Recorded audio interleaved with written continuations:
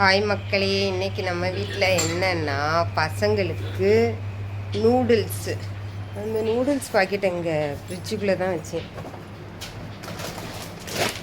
இப்படி ஒரு noodles packet வாங்கிட்டு வந்தாவ, அதை தான் பசங்களுக்கு செஞ்சு கொடுக்க போகிறேன். இதில் 4 இது இருந்துச்சு, அதில் 2 இது எடுத்திருக்கேன். அப்புறம் வெங்காயம் வெட்டி வச்சுருக்கேன். இதில் கேரட், பீன்ஸ், முட்டைக்கோஸ் கொஞ்சம். நம்மளுக்கு சைஸ் மாதிரி வர்றதுக்கெல்லாம் அந்த மிஷின் இல்லை, நம்ம கையால் வெட்டுறோம். அதனால் இதில் குடமிளகாய் வச்சுருக்கேன். எனக்கு டயட் பிளானில் இந்த குடமிளகாவும் இருந்துச்சு, பொரியல் பண்ணி இந்த மாதிரி சாப்பிடலாம். இப்போ இந்த நூடுல்ஸ் எனக்கு கிடையாது. என் பசங்களுக்கு சீக்கிரமாகவே செய்கிறேன். ஏன்னா சீக்கிரமாக சாப்பிட்டாங்கன்னா கொஞ்சம் நேரம் விளாடுவாங்க. அதுக்கப்புறம் ஒரு 9 மணிக்கு படுக்க கரெக்டாக இருக்கும். இப்போ மணி 6ன்னு நினைக்கிறேன். பண்ணுவோம் வாங்க. ரொம்ப வருஷம் ஆகிட்டு இதை பண்ணி. இப்போ ஒரு 2-3 வருஷம் பக்கம் ஆகிட்டு. இப்படி நூடுல்ஸ் செஞ்சு கொடுத்துருக்கேன். ஆனால் இந்த நூடுல்ஸ் செய்யலை. ஒரு 5-6 வருஷமே இருக்கும். ஃபஸ்ட் டைம் வீட்டில் செய்ய போகிறேன். பார்ப்போம். பாருங்கள், நூடுல்ஸ் வேக வச்சுட்டேன். எந்த மாதிரி தான் இருந்துச்சு, இப்போ என்னமோ கட்டியாக இருந்த மாதிரி இருக்குது. சரி பார்ப்போம்.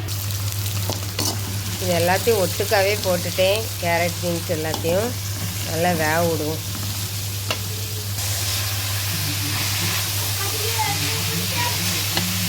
நல்லா வேகட்டு. இந்த அளவுக்கு வெந்துட்டு இதில் மசாலா ஆட் பண்ணுவோம். நம்மக்கிட்ட ஒரு இது கூட இல்லை. என்கிட்ட சிக்கன் பொடி, கறி மசாலா, கரம் மசாலா, கொஞ்சம் மிளகுத்தூள், இவ்வளோ தான் இருந்துச்சு. அதை தான் போட்டிருக்கேன். பார்ப்போம் எப்படி இருக்குன்னு. நல்லா வதக்குவோம். மக்களே, இப்போ என்ன ஆச்சுன்னா, நூடுல்ஸு அளவு தெரியாமல் வேக வச்சுட்டேன். வாங்கிட்டு வந்ததை அது நிறைய நூடுல்ஸ் இருந்திருக்கு. காய் கம்மியாகி போச்சு. இங்கே பாருங்கள், இப்படி தான் வந்திருக்கு. ஆனால் டேஸ்ட்டு ஒரு அளவு இருக்குது. நம்மளுக்கு இப்படி தான் வந்திருக்கு. சரி பரவாயில்ல. இந்த இதை போட்டு கிண்ட முடியல மக்களே. சரி, என் தம்பிக்கு எடுத்து வைப்போம். இது தம்பிக்கு கொண்டு போகிறேன்.